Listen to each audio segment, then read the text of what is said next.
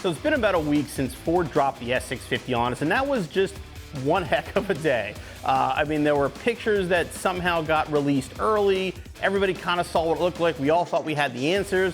And then all of a sudden, the dark horse showed up, which nobody saw coming, along with a bunch of other surprises that Ford really just nailed on the launch. Now, the night of the video, Ford video, I should say, that Ford released, we did a video and we kind of talked about my opinions a little bit, like just a quick sort of like a reaction to what we saw. But we kind of held off on making a video about it because everybody did. I mean, it was all over YouTube, all over social, whatever.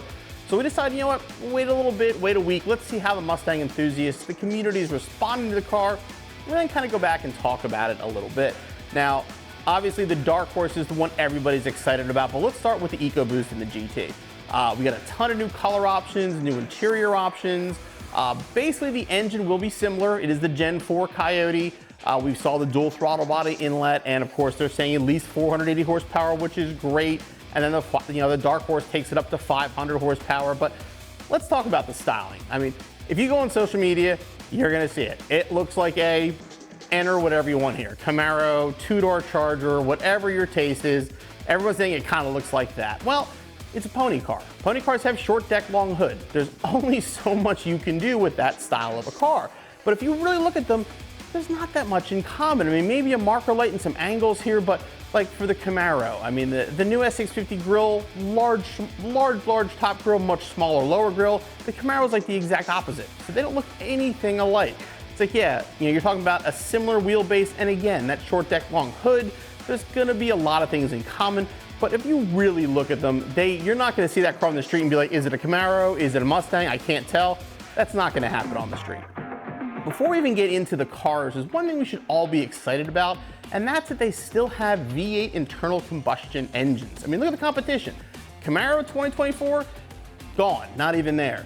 Charger Challenger, they've already said 23 is the last year for gas, and they're going electric. They even debuted an electric Charger.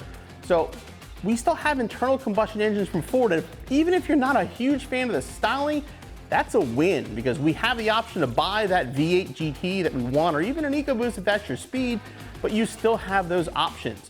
And they're giving us basically 3 engine options. I mean, we have 2 V8s if you count whatever the power difference is, but still 2 V8 options, 2 manual transmission options, which again, manuals are going away. Ford's coming back, not giving us 1, they're giving us 2 options. So this is really, really awesome news for the enthusiast community as a whole, but definitely the Mustang community. Even if the styling is not 100% your flavor, we should still be happy that Ford is giving us this many cars to choose from. And not only are we getting, you know, the EcoBoost and the GT and the Dark Horse, they're building 5 race cars too. We're talking about a drag car and 2 different Dark Horse race cars, the R and the S, GT3, GT4. I mean, this is exciting. When a lot of companies, and Ford's making electrics, let's not lie, but a lot of companies are kind of pivoting towards that electric car, performance car moving forward. Ford's like, nope, here's your GT, here's your EcoBoost, here's your Dark Horse, and here's 5 other race car options, proving they're going to be supporting internal combustion engines for a long time. So we're going to talk about the Dark Horse in a minute. Before we get into it, let's talk about colors. Your EcoBoost and GT, you're going to get Atlas Blue, Carbonized Gray, Dark Matter Gray, Grabber Blue, the Ignite Silver, Oxford White, Rapid Red, Race Red, Shadow Black, Vapor Blue, and Yellow Splash. Now, obviously, some of those colors are going to be familiar to us. A couple are going to be new for 2024.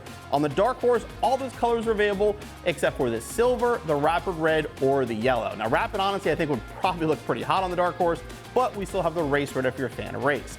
Now, the Dark Horse with the appearance package, you're going to have Blue Ember is going to be a unique color. You have your choice between that, Shadow Black, or Vapor Blue. But Blue Ember is going to be the color that is unique to only the Dark Horse with appearance package. Now, if you remember the Mach 1 appearance package had the different color calipers and some touches to the interior. We're going to assume the Dark Horse will probably follow that same thing. You know, we saw that, what I'm going to guess was a Blue Ember car on the video screen, and it had blue calipers.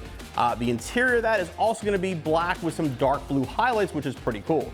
Now, speaking of the interior, for the regular GT and EcoBoost, we're now going to have 4 interior colors. You're going to have your black onyx, which you know from before would be kind of like a black interior. Space gray, which if you saw that looks like white Recaros, that's going to be your space gray color. And then 2 unique offerings, Harvest Bronze and Carmine Red. Not sure what they're going to look like yet. I'm going to assume the bronze will be sort of like a tannish interior option, with the Carmine Red being like that darker red we've seen before in the past. So again, lots of interior options, lots of exterior options. Really, really cool options too. It's nice to see different color interiors. You know, a lot of us just get black all the time, so seeing the options is very, very cool. But now let's talk about the Mustang everyone's excited about, and that's the Dark Horse. So while Mustang enthusiasts are being Mustang enthusiasts and everybody's 50-50 and all over the place whether they like it or not, the car everyone's most excited about is the Dark Horse. And the Dark Horse is the next in line for performance Mustang. So after, you know, GT350, Mach 1, whatever, now the Dark Horse is gonna be it. And we know it's gonna have at least 500 horsepower, that dual throttle body intake. We know it has a Tremec transmission. We know it's gonna have big brakes, it's gonna have good tires on it. I'm assuming Magna Ride, so basically just like a loaded track pack Mach 1.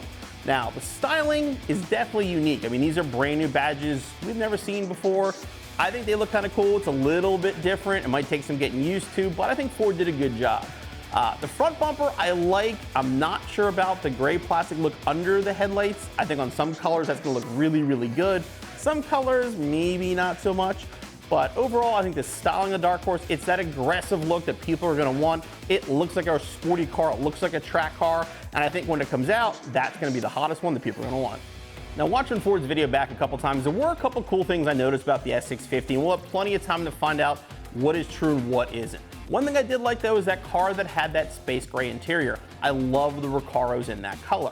But if you look closely at the video, the car that has Recaros also has controls for heated and cooled seats. Now again, it could be a pre-production car, but a lot of the complaints people had for Recaros was the fact that they weren't heated and cooled because it was a race seat.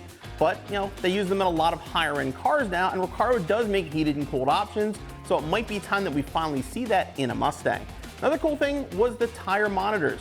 We always had tire pressure sensors, keep track of the actual pressure in the tires, but now they have temperature too. It's gonna be huge for guys who autocross, drag race, road race. Not gonna be able to see what your pressure is, but see your temperature is pretty cool too. And then lots of really cool touches to the cluster. I mean, 1,964.5 miles, Ford does that a lot, very, very cool. And the dual screen thing is really, really nice. I mean, when you have the premium ones, it's gonna be one big screen. Your more base model is gonna have two separate screens, but either way, tons of information right at your fingertips. And overall, I think Ford did a good job. I mean, I am excited. Am I trading my Shelby in? We'll have to wait and see. I haven't really decided yet. I kind of want to see one first, but so far from what I've seen, I'm gonna tell you, I'm a fan. I'm looking forward to seeing them.